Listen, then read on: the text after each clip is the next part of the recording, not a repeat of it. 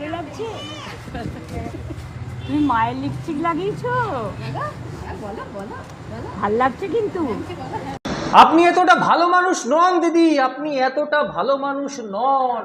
এই বাচ্চাটার ওপর আপনার এতটুকুও মায়া নেই, সবটাই নেকি, সবটাই ভনিতা।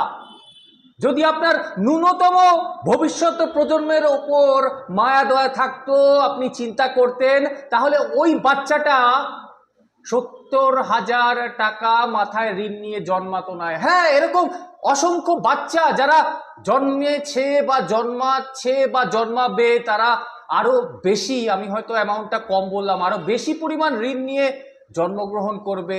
শিক্ষা ব্যবস্থা আপনি ধ্বংস করতেন না যদি ওই বাচ্চাটার কথা আপনি সত্যি ভাবতেন।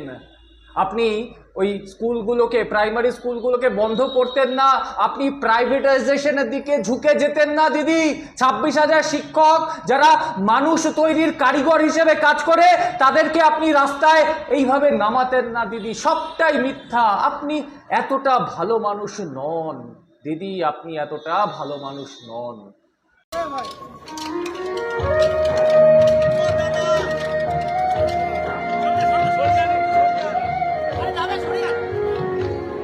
এই ছেলে মানুষই শুধুমাত্র নিজেদের চুরি ঢাকার একটা পন্থা। হ্যাঁ, মুখ্যমন্ত্রী এরকম করে থাকেন, এরকম করে থাকেন, মানুষকে দেখান যে দেখো, আর সবাই চুরি করুক, আমার অন্যান্য ভাইয়েরা, মন্ত্রীরা, তৃণমূল দলের অন্যান্য সদস্য তারা চুরি করুক, আমি কিন্তু ইনোসেন্ট, আমি বাচ্চাদের মতো বিহেভ করে থাকি। কিন্তু আসলে এটা নয়। আপনি কিন্তু যেটা করছেন, আপনাকে কর্মের ফল ভোগ করতেই হবে, আপনাকে কর্মের ফল ভোগ করতেই হবে দিদি। আপনি ছাড় পাবেন না, আপনি ছাড় পাবেন না, আপনি ছাড় পাবেন না।